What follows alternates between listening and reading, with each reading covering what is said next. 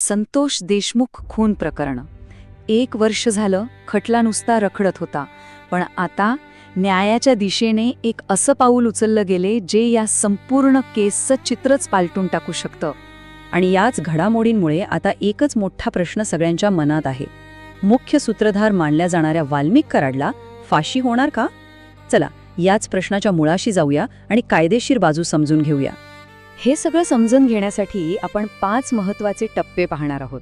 सगळ्यात आधी इतके दिवस थांबलेल्या खटल्याला अचानक वेग कसा आला? त्यानंतर कोर्टात त्या दिवशी नेमकं घडलं तरी काय? तिसरं, कराडचे सुटकेचे मार्ग खरंच बंद झालेत का? चौथं, त्याच्या विरोधातले पुरावे किती मजबूत आहेत? आणि सगळ्यात शेवटी या सगळ्याचा शेवट फाशीच्या शिक्षेत होऊ शकतो. चला मग सुरू करूया पहिल्या मुद्द्यापासून. इतके दिवस रखडलेल्या या खटल्याने अचानक वेग कसा घेतला?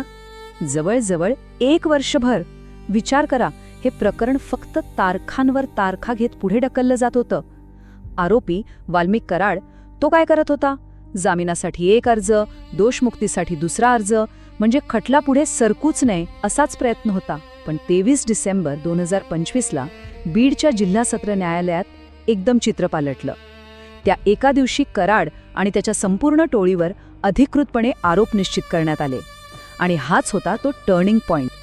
आता या आरोप निश्चितीचा नेमका अर्थ काय? सोप्या भाषेत सांगायचं तर आतापर्यंत जो काही वेळकाढूपणा चालला होता तो संपला. आता हा खटला म्हणू शकतो की ॲक्शन मोडमध्ये आला आहे. म्हणजे आता थेट साक्षी पुरावे तपासले जातील आणि खटला निकालाच्या दिशेने सुसाट धावेल. पण त्या 23 डिसेंबरला कोर्टात असं नेमकं काय घडलं ज्यामुळे हा सगळा बदल झाला? ती सुनावणी म्हणजे एखाद्या फिल्मच्या सीनलाही लाजवेल अशी होती. न्यायाधीशांनी सगळ्या आरोपींना समोर उभं केलं, आरोप वाचून दाखवले आणि विचारलं, गुन्हा कबूल आहे का? सगळ्यांनी नाही म्हणून सांगितलं. तेवढ्यात वाल्मिक कराड मध्येच बोलायला लागला, साहेब मला राजकीय द्वेषातून अडकवलंय. पण न्यायाधीश एकदम कडक. त्यांनी त्याला तिथेच थांबवलं. जेवढं विचारलंय फक्त तेवढंच उत्तर द्या. या सगळ्या नाट्यमय घडामोडींनंतर कोर्टाने एक गोष्ट स्पष्ट केली, पुरावे खूप सबळ आहेत आणि त्यामुळे आरोप निश्चित केले जात आहेत. या सगळ्या प्रकारावर विशेष सरकारी वकील उज्ज्वल निकम यांनी एकदम अचूक शब्दात भाष्य केलंय. ते काय म्हणाले माहितीये? या प्रकरणात डी फॉर डिले आणि डी फॉर डिरेलचा डाव होता. म्हणजे काय? तर खटल्याला उशीर करायचा आणि त्याला मूळ मुद्द्यावरून भरकटवायचं. पण ते पुढे म्हणाले, आता आरोप निश्चितीमुळे या सगळ्याला पूर्ण विराम मिळाला आहे. त्यांच्या एका वाक्यातूनच बचाव पक्षाचा डाव कसा उधळला गेला हे स्पष्ट झालं. बरं, आरोप तर निश्चित झाले, पण याचा वाल्मिक कराडांसाठी काय अर्थ आहे? त्याचे सुटकेचे मार्ग खरंच बंद झाले आहेत का? उत्तर आहे हो, जवळजवळ बंद झाले आहेत. आणि याचं सगळ्यात मोठं, सगळ्यात महत्त्वाचं कारण आहे मोक्का, म्हणजेच महाराष्ट्र संघटित गुन्हेगारी नियंत्रण कायदा. हा काही साधासुधा कायदा नाही. एकदा का हा कायदा लागला की जामीन मिळणं जवळजवळ अशक्य होऊन बसतं.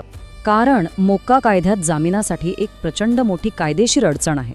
त्याला म्हणतात ट्विन टेस्ट. यात होतं काय की आरोपीला कोर्टासमोर 2 गोष्टी सिद्ध कराव्या लागतात.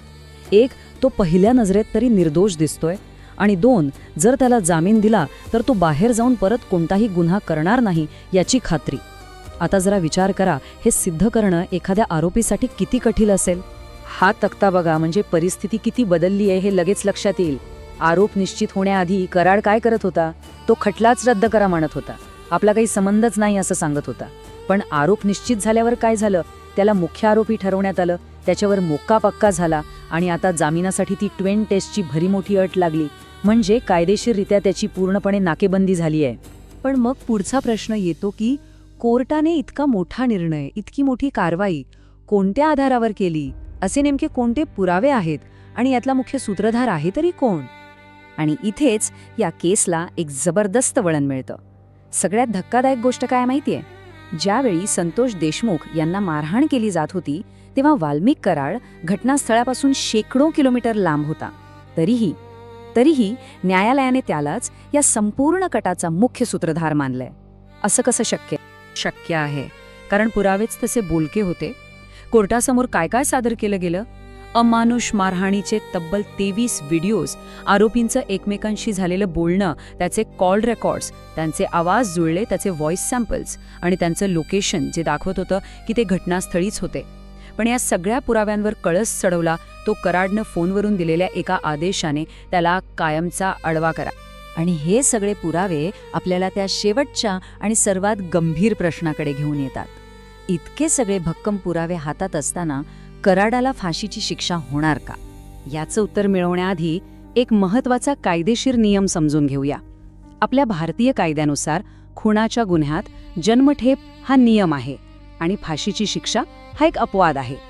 ही अपवादात्मक शिक्षा फक्त अशाच प्रकरणांमध्ये दिली जाते ज्यांना न्यायालय रेअरेस्ट ऑफ द रेअर असं म्हणतं, म्हणजे दुर्मिळातील दुर्मिळ प्रकरण. याचा सरळ अर्थ असा आहे की गुन्हा इतका भयंकर, इतका क्रूर आणि अमानुष आहे की आरोपीमध्ये सुधारण्याची कोणतीही शक्यता उरलेली नाही आणि समाजाच्या भल्यासाठी त्याला मृत्यूदंड देणंच गरजेचं आहे. तर मग एखादं प्रकरण रेअरेस्ट ऑफ द रेअर कधी ठरतं? यासाठी साधारणपणे 3 गोष्टी पाहिल्या जातात. गुन्ह्यातली क्रूरता किती अमानुष होती, त्यामागचा हेतू किती नीच होता, आणि तिसरं, हा गुन्हेगार सुधारण्याच्या पलीकडे गेला आहे का? आता सरकारी वकील उज्ज्वल निकम याच मुद्द्यांवर जोर देणार आहेत. त्यांचा युक्तिवाद हाच असेल की देशमुख यांना ज्या प्रकारे मारहाण झाली, जी क्रूरता दाखवली गेली, ते पाहता हे प्रकरण याच श्रेणीत मोडतं. म्हणूनच आता संपूर्ण खटल्याचं भवितव्य येऊन थांबलं आहे एका प्रश्नावर. संतोष देशमुख यांचं अपहरण करून जीव जाईपर्यंत केलेला त्यांचा छळ याला आपलं न्यायालय रेअरेस्ट ऑफ द रेअर मानेल का? या एका प्रश्नाच्या उत्तरातच दडलंय की वाल्मिक कराड तुरुंगात आयुष्य काढणार की फासावर चढणार.